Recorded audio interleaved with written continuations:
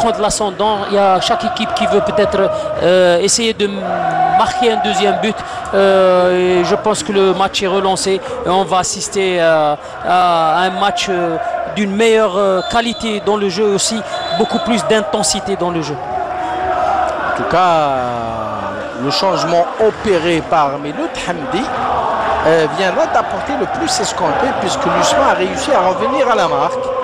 Ben Moussa en direction de Derfello qui parvient à prolonger le ballon de la tête directement dans les bras de Natash.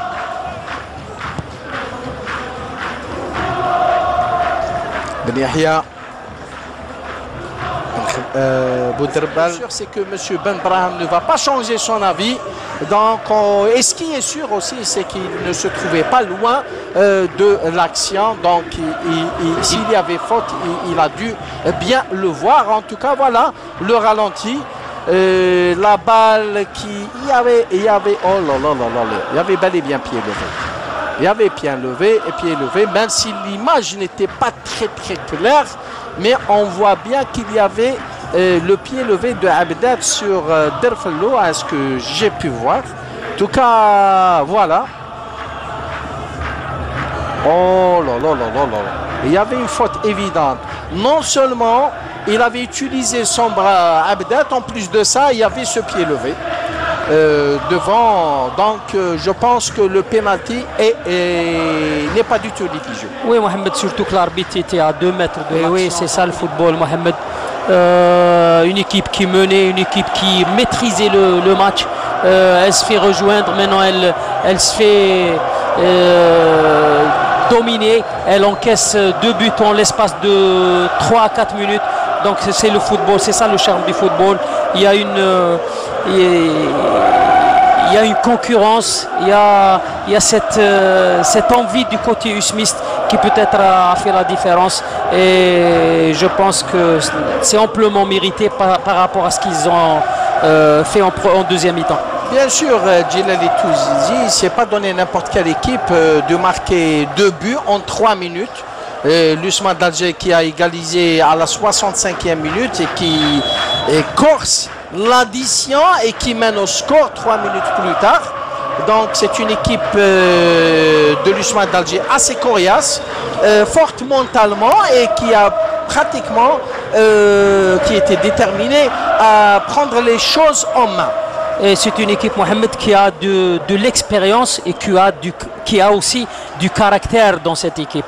Donc c'est ça qui... De contester, il peut facilement écoper d'un carton jaune.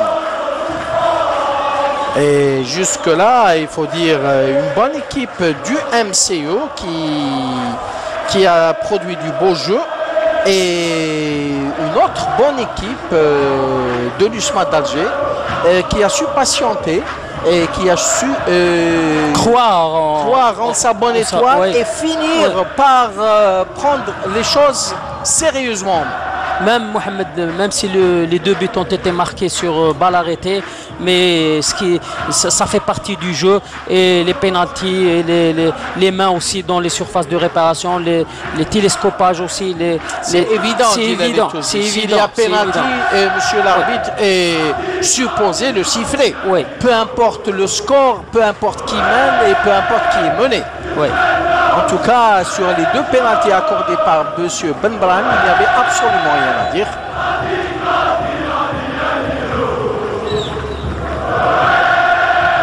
Il y a un changement, Mohamed. C'est incorporation de Tiaïba qui va remplacer Heriat.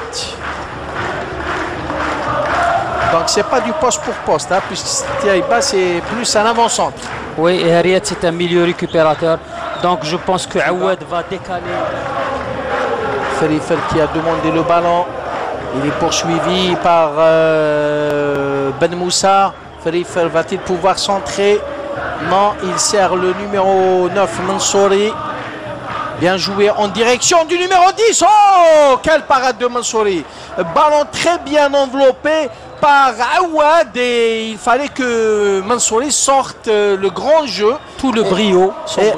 Tout à fait pour annihiler le danger. Attention, une fois de plus claquette de Mansouri qui annihile le danger et qui évite à son équipe un but certain, Djilali Toussi. Oui, Mohamed, on avait deux actions de suite, deux actions dangereuses en l'espace de minute. Oui, en l'espace d'une minute, on avait deux actions dangereuses. Ça, c'est l'action de Awad. Hein? Ouais. Dangereuse de la part du MCO et qui ne baisse pas les bras. C'est une équipe qui est là, qui essaie de revenir au score. Et bravo à cette équipe.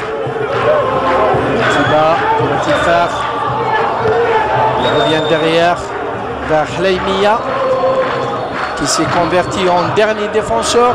Matesh qui écarte en direction de Awad.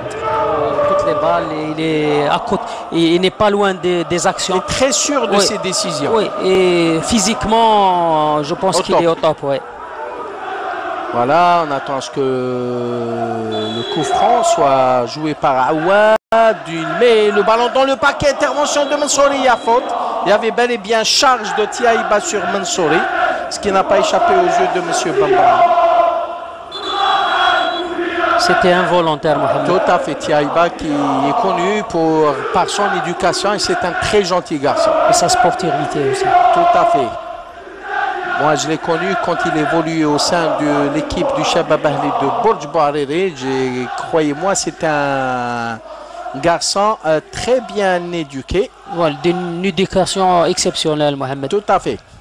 Il évolue sous les couleurs du Shabab Ahli de Borj Bouhariri. Quand Borj Bouhariri était au top de sa forme. Dans le grand Borj Bouhariri. Exactement.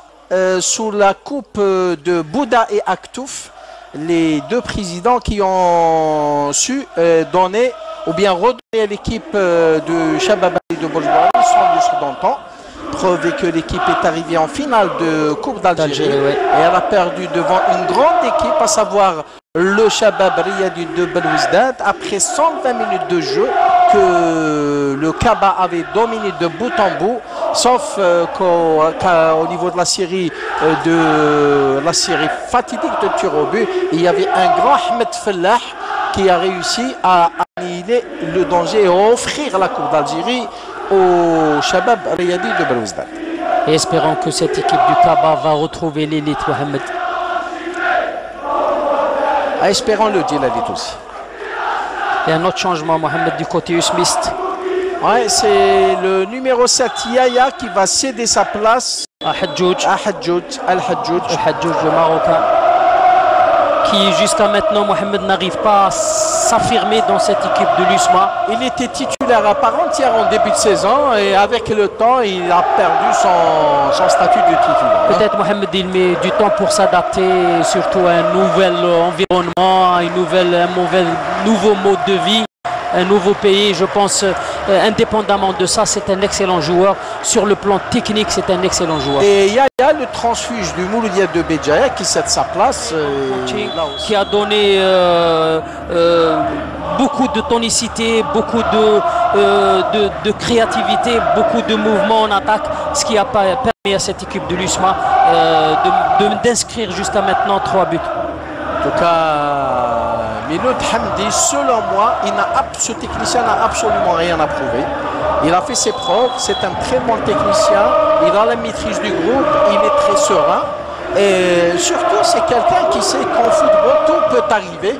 Il y a des passages à vide, il y a des moments d'euphorie, et il y a des moments où ça ne fonctionne pas. Mohamed, on dit en football que la première mi-temps c'est au joueur, la deuxième c'est à l'entraîneur, et la preuve est là, c'est en deuxième mi-temps la physionomie du match a complètement changé. Ah là là là là, le mauvais dégagement de Nates, ce qui en dit long sur le psychique des joueurs du MC. Donc il a su, de par ces changements, a complètement changé la physionomie du match, et je pense que le mérite lui revient. Moussa, je suis en direction du numéro 10, Usmet. Complémentarité entre les deux actions, que ce soit Abdet et Gharbi. Ils n'ont pas joué ensemble cette saison, donc je pense que ça a été un petit peu le maillon faible de cette équipe. Ben Moussa qui centre, ballon contré au passage par un joueur du MCO, en l'occurrence